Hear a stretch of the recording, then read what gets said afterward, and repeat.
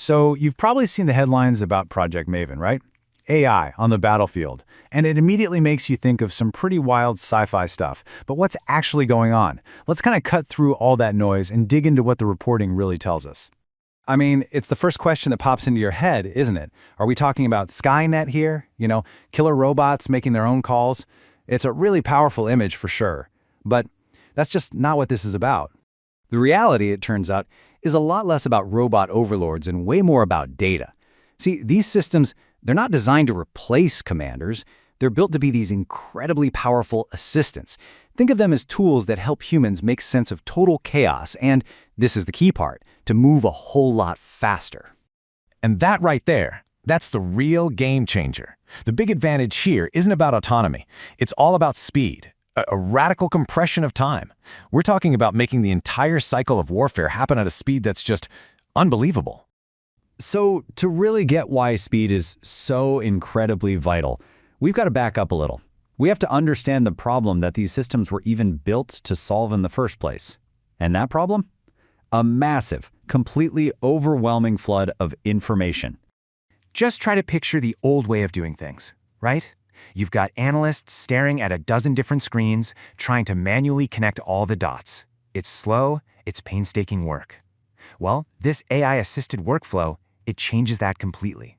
The system just sucks in all that chaos, fuses it all together, and flags what's actually important. It basically turns hours, or even days, of work into minutes. Okay, so how does it actually do that? Let's break down the architecture.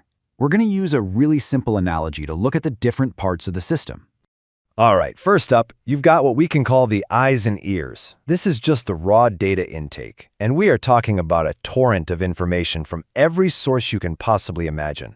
Satellite images, drone video feeds, communications intercepts, radar pings, you name it. Everything just gets poured right into the top of the funnel. Next, we hit the brainstem layer, and honestly, this is where the magic really starts to happen. The system takes all those separate, messy, jumbled data streams and fuses them all into one single, coherent, shared map of the battlefield. I mean, that data fusion step, just by itself, is a huge leap forward. Then comes the thinking assistant. Now, this is where a large language model, an LLM, comes into play. This is an AI that's been trained on just tons and tons of text, so it can understand and generate language. But listen, it's not a missile brain or anything like that. It's way more like a brilliant staff officer whose only job is to help humans understand that unified map simply by asking it questions in plain English. So what does that actually look like in practice? Well, it means an operator can just ask, hey, show me all suspected air defense sites that have been active in the last 12 hours. And the LLM can then summarize a mountain of intelligence reports, draft up a brief on the risks of different approaches, or even compare potential courses of action. It's basically a massive accelerator for all that tedious staff work. And finally, you get to the judgment and muscle. Look, the system might suggest options. Hey, prioritize this target or go surveil that area. But a human is always in the loop. That's the key. Commanders review the AI suggestions, they validate the intelligence, and then they make the final decision to act. And hey, this isn't just my interpretation. This is the official line. U.S. Central Command themselves said the goal is to help soldiers make smarter decisions faster. But they were also very clear that humans are still the ones pulling the trigger. The final, lethal choice is still made by a person. So all of this, the data fusion, the AI assistant, it all serves one core military concept that really explains why this tech is so revolutionary. And it's something called the OODA loop.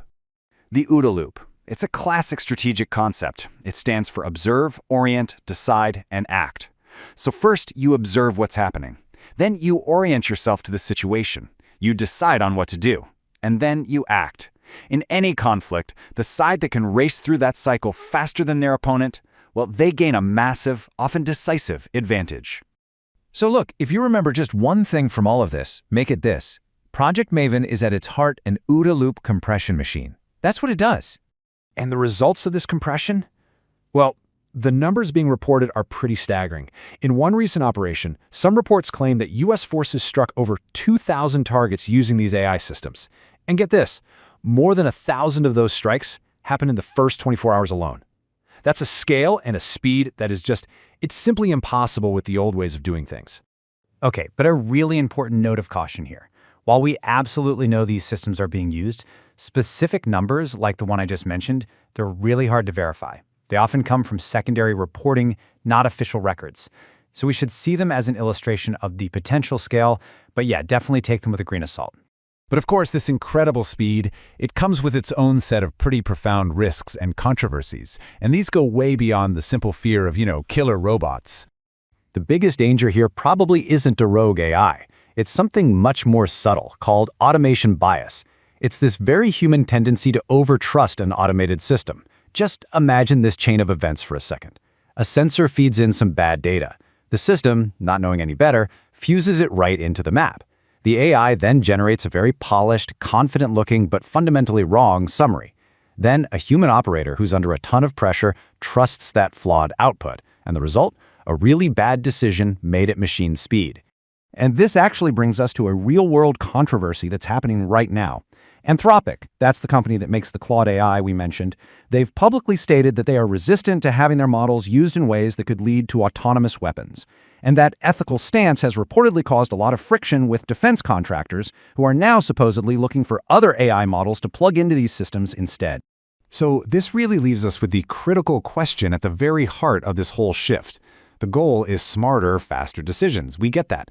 But as we keep compressing that decision loop, faster and faster and faster, we have to ask ourselves, what happens when the machine just gets too fast for any meaningful human oversight?